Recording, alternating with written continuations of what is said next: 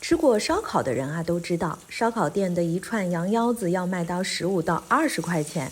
今天蓝妹花了24块钱买了2个羊腰子，做了2串，是不是赚了1倍的钱呢？大家记得一定要买表面带油的羊腰子，烤起来才好吃。不过如果油比较厚的话，就要切掉一点油。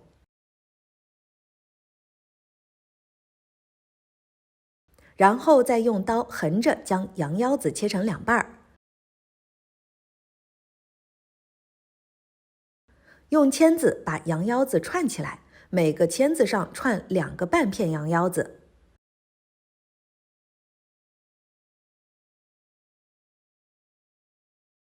烤炉加热，把羊腰子放在烤炉上面烤制，有油的一面先朝下放置。往羊腰子的切面撒上一点盐，烤的时候这个盐啊就会渗透到腰子里面。烤的时候羊油会往下滴，记得下面一定要垫个东西哦。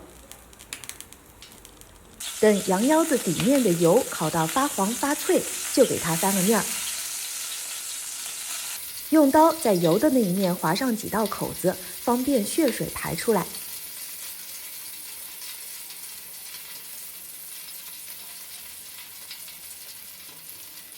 等腰子底面烤至发黄翻面，继续用刀在表面划几下，方便入味，也方便血水流出来。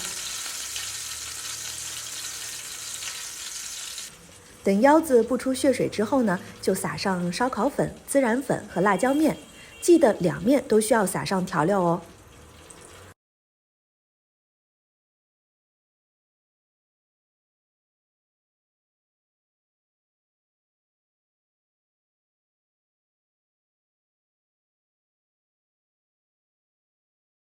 用大火继续烤半分钟。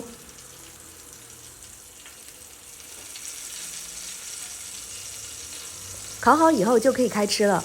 烤好的羊腰子外皮油脂特别的酥，里面的腰子吃起来不腥也不膻，非常的解馋哦。